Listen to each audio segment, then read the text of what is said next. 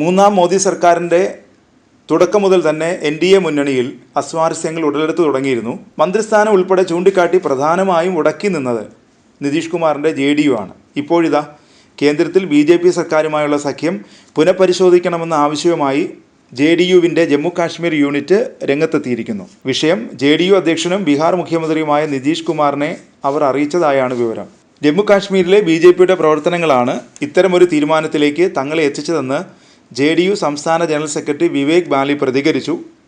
കശ്മീരിലെ ഇസ്ലാമിക പണ്ഡിതന്മാരെ മുഖ്യധാരയിലേക്ക് തിരികെ കൊണ്ടുവരാൻ JDU ശ്രമിക്കുന്നുണ്ടെന്നും എന്നാൽ BJP ഈ ശ്രമങ്ങൾക്ക് തടസ്സം സൃഷ്ടിക്കുകയാണെന്നും അദ്ദേഹം പറഞ്ഞു. അതിനിടെ പാർലമെൻറ്റ് ബജറ്റ് സമ്മേളനത്തിന് മുന്നോടിയായി കേന്ദ്ര സർക്കാരുമായി നടന്ന സർവകക്ഷി യോഗത്തിൽ ബീഹാറിന് പ്രത്യേക പദവി നൽകാൻ നിതീഷ് കുമാർ ആവശ്യപ്പെട്ടെന്നാണ് വിവരം.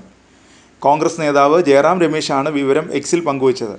ബീഹാർ, ആന്ധ്രാപ്രദേശ്, ഒഡീഷ എന്നീ സംസ്ഥാനങ്ങളാണ് യോഗത്തിൽ പ്രത്യേക പദവി ആവശ്യപ്പെട്ടത്.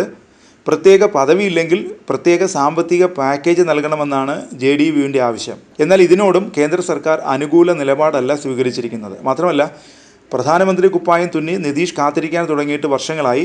കളം തെളിഞ്ഞപ്പോൾ നിതീഷ് അടവുകൾ പുറത്തെടുക്കാൻ തുടങ്ങിയിട്ടുണ്ട്. ബീഹാറിൽ ജാതി സെൻസസ് നടത്തുമെന്ന പ്രഖ്യാപനമാണ് അതിൻ്റെ ആദ്യപടി. ജാതി സംവരണം നടപ്പാക്കുമെന്ന് രണ്ടാമത്തെ പടി. നിലവിൽ OBC വിഭാഗത്തിലെ ഭൂരിഭാഗവും BJPയുടെ ഒപ്പമാണ്. ജാതി സെൻസസ് എന്ന ഭൂതത്തെ രംഗത്തിറക്കി ഈ വിഭാഗത്തെ കയ്യിലെടുക്കുക എന്ന രാഷ്ട്രീയ തന്ത്രമാണ് നിതീഷിൻ്റെ തുറുപ്പുചീട്ട്.